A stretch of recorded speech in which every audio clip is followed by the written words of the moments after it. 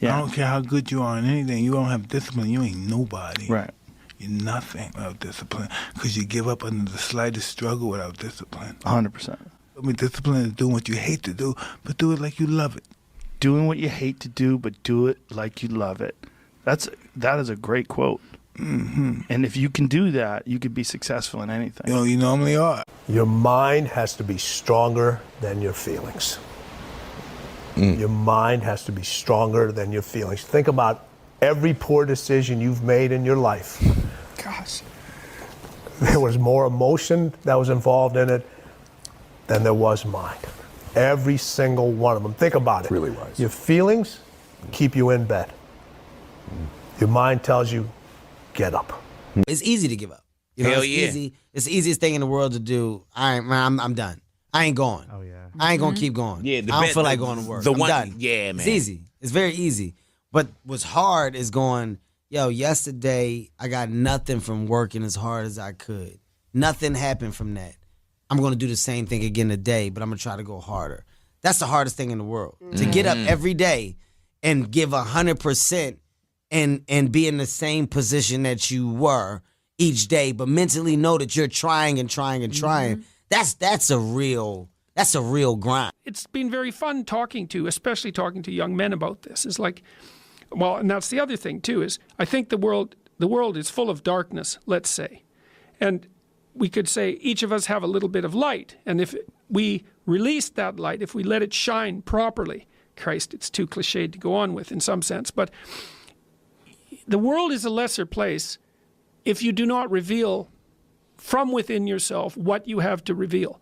And the fact that the world is a lesser place actually turns out not to be trivial. Like if you aren't everything you could be, more people will die, more people will suffer, more evil will be unconstrained, more tyranny will reign, more chaos will remain chaotic and dangerous, all of that. Do you mean this in the sense of like the old proverb of the wings of a butterfly fluttering become a hurricane? It's something similar to that, but it can even be more local. It's like your family is more messed up than it could be if you were less messed up than you are. Right. So if you just got your act together, like 10% more, your family would be 1% better. Right. It's like, well, do it. And that would ripple off into the people that they interact with. Yes, and ripple, course. that's the other thing that's so cool is that, like, people think, well, there's 7 billion of us, and each of us is just this separate dust mote, like floating in the cosmos, and what the hell difference does it make what you do anyways? It's like, that is not how we're connected. It's like, you're the center of a network, and you know way more people than this, but let's say typically, you're going to know 1,000 people in your life, well enough to have an impact on them, okay? And each of those 1,000 people is going to know 1,000 people. So you're one step from 1,000,000 and 2 steps from 1,000,000,000. And we are networked, technically. That's how human interactions work. And so when you do something that you shouldn't do, it's worse than you think. And when you do something that you should do, it's better than you think. And so you think, well, this is why I've been telling people, well, clean up your room. It's like, well, your room is actually networked too. It's not that easy to clean up your room, to set it. So you want your room to be set up so that when you walk in there, it tells you to be better than you generally are. It's organized, it's got direction, everything's in its place. You try to do that in a chaotic household. You know, I've watched people do this because I had students do these sorts of things as assignments. I'd say, look, pick a small moral goal, clean up your room, and just write down what happens as a consequence. So maybe these are students in a chaotic household. The whole place is a bloody mess. No one's taking any responsibility for anything. And so they decide they're going to start to clean up their room. And then the people in the household notice. Well, the first thing they do is get pissed off. It's like, who do you think you are? Like, you think you're better than us? Why do you think this is worthwhile? Who died and made you God? All of that. So just by trying to organize this little part of their life, they immediately run into the people whose actions they're casting in a dim light by trying to improve themselves to some degree. They might have to have like a thorough war in their household to be allowed to do something as simple as keep the room orderly. They'll find out very rapidly that A, that's way more difficult than it sounds, and B, that the consequences of it are far more far-reaching than people think. So that's quite fun. You know, because maybe part of it is that like everything around you is full of potential. Everything. Maybe more potential than you could ever possibly utilize. And so maybe all you have is this little rat hole of a room in some rundown place in the world. It's like, fix it up. There's more there than you think. See what happens if you fix it up. And you'll fix yourself up simultaneously because you have to get disciplined in order to fix up the room. And then you have a fixed up room and you'll be a more fixed up person. It's like, you think that nothing will happen as a consequence of that? It's like all hell will break loose as a consequence of that. And trust me, you have a mindset right now, just like I have a mindset.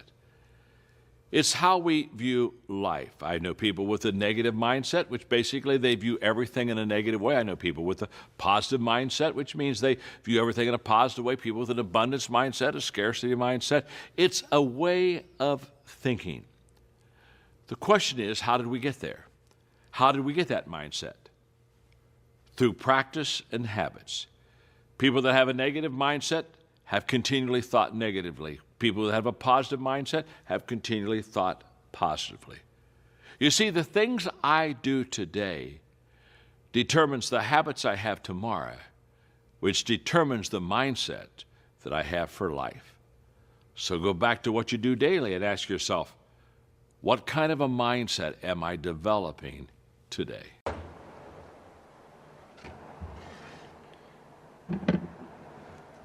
Okay, y'all ready for a lecture? Talk about the importance of nothing. You get up every day, you're entitled to nothing. Nobody owes you nothing. You could have talent, but if you don't have discipline and you don't execute, you don't focus, what do you get? Nothing. If you're complacent and not paying attention to detail, what does that get you? Nothing. So nothing is acceptable but your best. So we need to be, everything is determined by what you do and you trying to be your best so that you can build on positive performance so that, and that's the only thing, there should be nothing else. And it's also very much worth thinking about with regards to setting up your life in general. It's like, if you concentrate solely on your career, you can get a long way in your career. And I would say that that's a strategy that a minority of men preferentially do. That's all they do. They work like 70, 80 hours a week. They go flat out on their career. They're staking everything on the small probability of exceptional status in a narrow domain.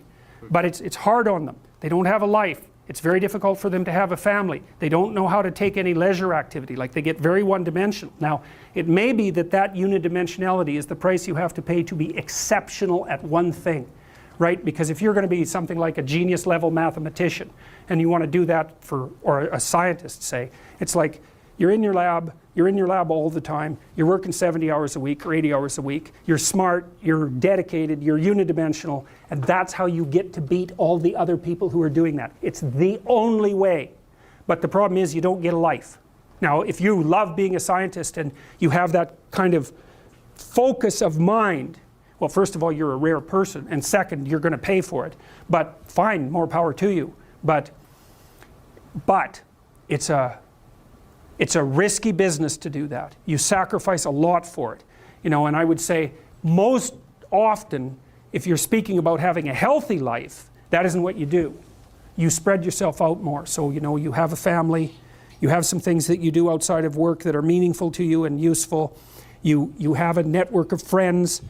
Well, those 3 things alone, or 4 things alone, are plenty to keep you well oriented. And then if one of those things collapses, you know, everything doesn't go. Now, the price you pay for that is the more you strive to optimize that balance, the less likely you are to be fantastically successful at any single one of them. But you might have a very, you know, if you consider your life as a whole, that might be a winning strategy. It's like, I want one thing in my life to be 150%, or I want 5 things in my life to be 80%. Well, there's a lot more richness in a life where you have 5 things operating at 80%, but you're not operating at any of them at 150%. So, and I really believe this. You know, I really don't have regrets. I am a person that says, you know, as soon as you look back in your history and you come up with something that you feel like you want to change, something else has to change. So what about your biggest disappointment? Once again, that's the same analogy. Disappointment to me, to win, you got to lose. To be successful, you got to have something that's not successful. To be happy, you got to have disappointment. So I think all of those things have evolved and happened to make me who I am and understand the benefits and the privileges I have for being who I am, and not to wear it on my sleeve, be very humble about it. That's one thing my parents taught me very well is, don't wear your reputation, don't wear your accolades, don't wear your personality on your sleeve. Let it happen, let it be you. It is who you are. Don't hide from it, but don't wear it and rub it in people's face. You talk about performance without a purpose. Mm-hmm. What's that? So, like, for instance, let's say you have no races. Let's say you have no classes, no nothing. There's no purpose in your life. People need to have purpose to get up. They need purpose to perform. You need to get to a point in your life where there's nothing on the docket. There's no 5K. There's no I'm going to get into school to be this or that and still perform to the highest level. Because what people don't get is one day that thing's going to come up. And if you're not constantly performing without purpose, you're not going to be ready when the time comes. It's this magical thing, purpose, that we're all looking for. But what's funny about it all is that we need these things to perform. But we don't take a second to realize the purpose is always there. The purpose never leaves us because the very purpose is you. You are always the purpose. There may be another purpose, like being a SEAL or going to college or whatever, but the main purpose in life is you. So if you wake up in the morning and you don't want to do something, you don't care enough about yourself. And that's what you need to really research is, man, why am I not doing this for myself? Because that is the number one purpose in life, is to better oneself. So that's the only purpose I fucking need. So the reason I get up every day, even though there's no race or there's no school, or there's nothing in front of me, is because I have pride in myself. The key to being successful is planting. You've got to plant. Now, when you plant seeds, young people, you can't expect the harvest in 30 days. The harvest don't come in 30 days. You got to plant your seed, and sometimes the harvest don't come for years. Everything is not instant. So here's what I do. I get a row and I drop seeds in the ground. Then I go back and I cover them up with dirt, because the dirt, you need the dirt. Then once I cover it up, I dig another row and I plant some more seeds. I got about 10 rows planted. I look back at the first row and it's starting to sprout. Some stuff starting to come out the ground. I don't go back to that first row and just start eating, because it ain't really bearing no fruit right now. You can't eat the stalks and the leaves. You got to wait till it bears fruit. In the meantime, you got to keep planting. Now, you're going to look up in about 5 years, you're going to look back and something you planted 5 years ago going to have a lot of fruit on it. Then you can go back and start partaking of that fruit. But the reason you got to keep planting is because sometimes you're going to get rained out. Sometimes it's going to be a drought. Sometimes, man, the pesticides / haters is going to do what they do to your planted crops. Now, you got to mentally be prepared for that. But the planting process can never stop. If I could tell anybody anything, keep planting seeds and never stop planting, because you have no idea when God gonna drop all the necessary rain and you look up and everything you need is right there. The hardest part of all of it is being vulnerable enough to admit the abuse, admit the past. Most of us don't want other people to know that, and that's right. The hardest part, to open up and be that vulnerable. Right. When did that start to bubble to the surface for you and you start to see vulnerability as a strength? Well, where it started making me, I had to stop giving a fuck about people. That was the biggest thing. I had to stop caring what people thought about me. I realized that everybody's fucked up. That's the one thing I realized. I walked around and I put these people on a fucking pedestal. Everybody was better than me. So I can't tell you anything about me because you're gonna judge me and I'm gonna feel even worse than what I am. What I realized, once I calmed my mind down and sat back and looked at how jacked up this world is, once you realize that you are not alone, everybody that's talking to you about how jacked up you are, only thing they've done better than you is they've hidden their fucked up world better than you have.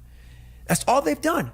So once I realized that, if you want to sit back, like for instance, there's all these things that are on TV and we have all these news people judging people who fuck up in life. And yeah, they made big mistakes. But that person who is judging you on TV, I guarantee you that news person is saying, I'm glad that my shit didn't come out, but I'm gonna judge the hell out of you. I know that about people. So if you want to sit back and judge how jacked up I was and how messed up my life was, Merry Christmas, go for it. Have a good time. But I'm smiling at you right now, knowing you have a secret that you're not willing to share. It gives you a lot of power when you're able to go on a podcast this big and say, hey, tell me, I'll tell you anything you want to know, 'cause I no longer care. And that is a lot of power in that, to be able to put your life on a billboard for the whole world to see and say, judge it, man. Judge it. Like just me talking about it makes me feel good. And that's another thing about it. When you are willing to talk about how jacked up you are, the strength, that big rock that you carry, it just starts to come off you. It just starts to come off. That's why I do it so often. I'm like, hey man, I'll tell you anything you want to know. I'm tired of being afraid. I'm tired of not telling you shit. I'm tired of lying about how good I'm not. I found that nothing in life is worthwhile unless you take risks. Nothing. Nelson Mandela said, there is no passion to be found playing small and settling for a life that's less than the one you're capable of living. Now, I'm sure in your experiences in school and applying to college and picking your major and deciding what you want to do with life, I'm sure people have told you to make sure you have something to fall back on. Make sure you got something to fall back on, honey. But I never understood that concept, having something to fall back on. If I'm going to fall, I don't want to fall back on anything except my faith. I want to fall forward. I figure at least this way I'll see what I'm going to hit. Fall forward. This is what I mean. Reggie Jackson struck out 2,600 times in his career, the most in the history of baseball. But you don't hear about the strikeouts. People remember the home runs. Fall forward. Thomas Edison conducted 1,000 failed experiments. Did you know that? I didn't know that. Because the 1,001st was the light bulb. Fall forward.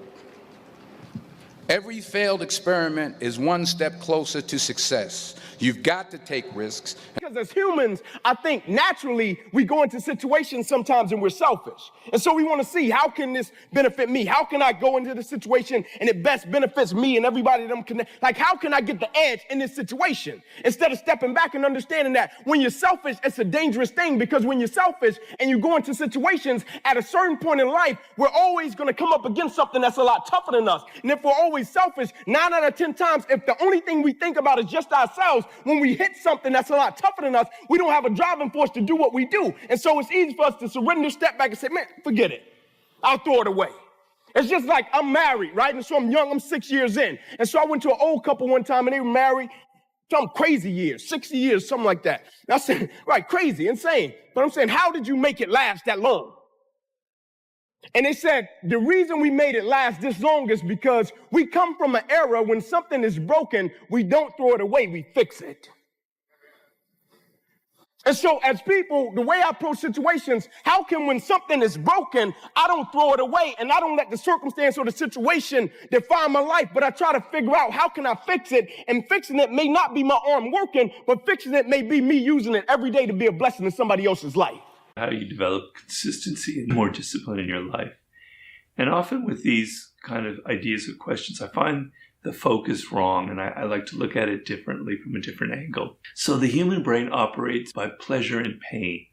What is pleasurable, we're attracted to, and what is painful, we naturally recoil from. And if things become too painful, we never do them. And if things become pleasurable, we get addicted to them, often with bad consequences. All right? So if the idea of discipline, of consistently doing an action, is only associated with pain, with tedium, of being by yourself in a room, doing one thing over and over and over again, you're never going to get over the mountain because it's associated with too much pain, and the brain naturally shrinks from anything that's painful. Okay? So there has to be pleasure involved. Discipline has to have an element of pleasure. Consistently doing your work has to have rewards. Reward is the key word here, right? So if you never feel a direct, pleasurable sensation from what discipline is giving you, then it's never going to work. Well, what are the rewards? When you were young, when you were a child, if you learned a sport, or you learned a musical instrument, or you learned chess, you knew that in the beginning, day by day, it was boring as shit. You hated it. It wasn't fun. But if you stuck with it, after 3 months, 6 months, wow, I can play this tune. Yeah, I can make a 3-point shot. Yeah, I can win a chess game here. All right? There's a reward. And then you push through and you go further and further and further and further. Okay? If you never had that experience in your childhood, then it's pretty rough. I think most of us have had that in some kind of endeavor. But if you've never experienced a reward from discipline, it's going to be very difficult for you. But you have to know that after the 3 months or the 6 months of sitting in your office and writing every single day over and over and over again, because you're trying to write a book or a novel or whatever, it's boring as hell. But man, I'm going to reach that moment in 3 months and 4 months. There's going to be a reward, and I'm going to feel it, and I'm going to get addicted. I'm going to get hooked to that. And you get hooked to those rewards to the point where other kinds of immediate pleasures don't have the same effect on you. And you want this again and again and again in your life. The highs that come from actually reaching your goals. So you have to think in the moment of this where you're trying to discipline yourself of what will be the reward, of the visualize it and feel it. I'm going to have this skill at the end. I'm going to have this business that I've started. I'm going to have this sense of pride. I'm going to have this sense that I got where I wanted to. And literally visualize it and imagine it and feel it in your body and know that that's where I'm going to have that reward at some point. And if it's too much drudgery and tedium, you're never going to get past that point. So that's sort of my main lesson there. In life, we have these 5 buckets, right? The first bucket is our knowledge, which is what we know. When we apply what we know, it becomes a skill, right? And these first 2 buckets, your knowledge and your skills, are the only buckets in your life that no professional earthquake can ever unfill. They're also the buckets that overflow to fill these last 3 buckets, which is your network, your resources, and your reputation. When you have knowledge and skills, you'll undoubtedly build a network. That will lead to resources, and finally, reputation. Life can take away these last 3 buckets, but if you're a young person, the key takeaway here is when you're selecting that job, like I was at 16, 17, 18, 19 years old, don't select for reputation, a nice jobs title. Don't even select for resources, getting paid more. Focus on jobs that will fill these first 2 buckets, which is knowledge and skills. You want to have more joy and satisfaction at work, you need to engage it differently, even when it sucks. How many of you have had like 3 months of doing suck work? Anybody? Just like the last 3 months, you're like, God, this sucks. Anybody? Yeah, you should celebrate that. Say, that's me. It's totally okay when you have suck work sometime. How do you engage with it? Because what most people do, they hate it. They hate the struggle. They hate the suck. But if you ever worked with elite army people, they have this great saying, right? Especially the Green Berets, I love that saying. They say you have to embrace the suck. And I was like, ooh, that's good, guys. You got to embrace the suck. Because you know what? If you avoid it or you hate it, look, anything you pour hate on grows into a monster. Anything you grow hate on. If you hate taking out the garbage, guess what taking out the garbage is to you now? A monster. It's just garbage. But you hate taking out the garbage, so now it becomes a thing to you and your spouse. The garbage became a monster between you and your spouse. Really? It's because someone applied hate on that garbage, right? You apply hate to anything, it grows into a monster. You hate the commute to work. and you got to do it every day? How does that feel? You hate doing email and you got to do it every day? How does that feel? You hate bringing that topic up with your spouse? How does that feel? And there's a very deep truth here that points to the arising of a mentally created self-image that people have and live with. So it's almost as if you had a phantom that walks with you wherever you go, that is your mind-created image or concept of who you are. And that is what we call the ego. The ego is a mental image conditioned by the past, conditioned by your environment and many other factors. A mental image, a conceptual sense of self that you identify with so completely that you disappear in it and live through it. You believe that that is who you are. When nothing seems to go right, I sometimes think of a stonecutter hammering away at his rock 100 times without a dent in it. And yet on the 101st blow, the rock will split in two, and I know it was not that blow that did it, but all that had gone before. If you're not willing to practice and practice until you get it right, you'll never make the 100 blows that makes the breakthrough on the 101st. If you're feeling amotivated, you need to do something and put yourself into a state that's harder than the state you're in. So for instance, if you're sitting around feeling amotivated or you find yourself tending to tasks that are irrelevant to the goal that you really should be focused on, you need to put your body and mind into a state of discomfort quickly. And the way to do that is to either engage in some tangential activity, meaning an activity not related to your goal that puts your body into a very different state. So here again, I'll default to the obvious one, which is something like cold shower or cold immersion, which not only increases dopamine long-term, or over several hours rather, but for most people is experienced as pain. That pain causes a rebound out of that dopamine trough faster than it would occur if you had just stayed in that amotivated state and waited for it to go away, or done something like cleaning up that for whatever reason felt like it required less friction. When I say friction, I mean limbic friction. Your limbic system is always in this dialogue with your forebrain. And limbic friction goes two ways. Limbic friction can be you're tired and you don't want to do something, and so you have to, quote unquote, motivate to do it, energize yourself to do it. Or limbic friction can be that you're nervous and scared and anxious to do something, and you have to calm yourself in order to lean forward into action in order to do that thing despite the anxiety. My personal question to you is, why not you? You've got the brains, you can make decisions, you can study the plan, you can change your life, you can grow immensely in the next few years, you can make your dreams come true, you can build a financial wall around your family nothing can get through, you can become healthy, you can become powerful. Why not you? And I'm here to say that I'm ready to pledge my support to make your personal dreams come true. I asked the question, why not you? But I'm not going to ask it and just walk away. I'm going to ask it and walk with you in this journey as we take Herbalife around the world. And now here's my last question. My very last question on the questions to ponder is, why not now? There never was a better time. Mark has brought Herbalife to an incredible mountaintop. He's brought Herbalife with the help of others who have brought it here. It has been brought to a special moment. Barcelona was special, and Orlando was outrageous. But I'm telling you, this extravaganza has been the most awesome thing I have ever seen.